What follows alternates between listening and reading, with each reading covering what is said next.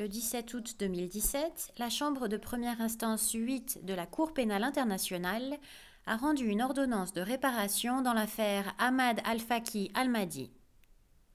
Les juges ont conclu que M. Al-Mahdi est responsable à hauteur de 2,7 millions d'euros de réparation individuelle et collective pour la communauté de Tombouctou.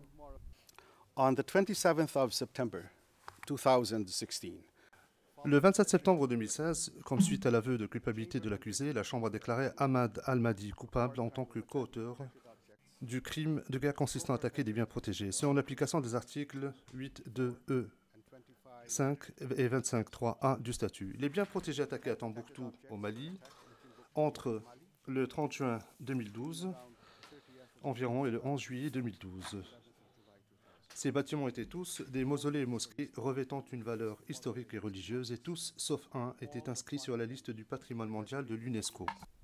Le 27 septembre 2016, la Chambre de première instance 8, composée du juge Raoul Pangalangan, juge président, du juge Antoine Kessiambe Mindoua et du juge Bertram Schmitt, statuant à l'unanimité, avait conclu qu'Ahmad Al-Mahdi était coupable, au-delà de tout doute raisonnable, en tant que coauteur du crime de guerre consistant à avoir dirigé intentionnellement des attaques contre des bâtiments à caractère religieux et historique à Tombouctou, au Mali, en juin et en juillet 2012. La Chambre avait condamné Ahmad Al-Mahdi à 9 ans d'emprisonnement.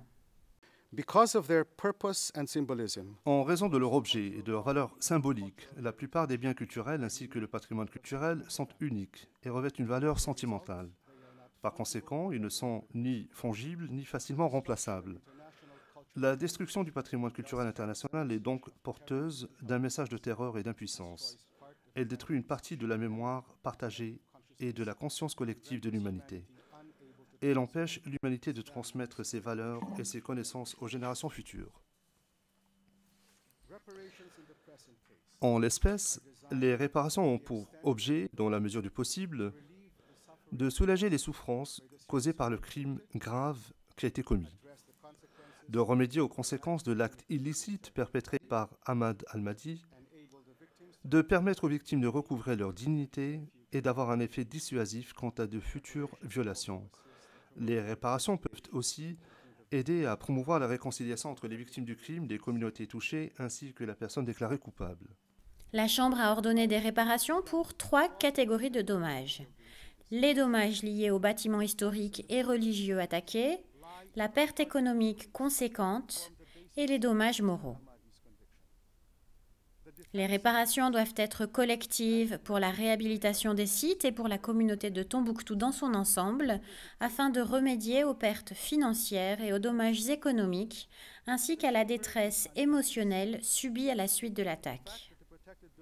Elles pourront également inclure des mesures symboliques, comme un mémorial, une commémoration ou une cérémonie de pardon, afin de reconnaître publiquement le préjudice moral subi par la communauté de Tombouctou et ceux s'y trouvant. La Chambre a également ordonné des réparations individuelles pour ceux dont les lieux de sépulture des ancêtres ont été endommagés lors de l'attaque et ceux dont les moyens de subsistance dépendaient exclusivement des bâtiments attaqués. De plus, la Chambre a déjà conclu qu'elle considérait les excuses de M. Al-Mahdi comme authentiques, catégoriques et empathiques. À l'époque des événements, j'étais sous l'emprise d'une bande de leaders et de figures emblématiques d'Al-Qaïda et d'Ansardine. J'avais cédé à leurs pressions et à leurs tentations. J'avais été comme emporté par une forte tempête de sable qui avait entraîné dans son sillage de nombreux oulémas du pays. Mais comme vous le savez, cette tempête passagère n'altérera pas les racines historiques profondes de la ville de Tombouctou et de sa noble population. Puissent les années que je passerai dans l'obscurité de la prison et les épreuves que je subirai être pour moi un feu purificateur qui me rende digne de clémence dans le cœur de ceux que j'ai blessés. Il ne me reste plus qu'à faire part d'un conseil à tous les musulmans du monde, qu'ils résistent à ce genre d'action dont les conséquences n'ont pas de limite et n'ont pas de bénéfice. En tant que mesure symbolique pour s'assurer que les victimes aient accès aux excuses de M. Al-Mahdi, la Chambre ordonne au greffe de la Cour de produire un extrait de la vidéo des excuses de M. Al-Mahdi et de l'afficher sur le site internet de la Cour.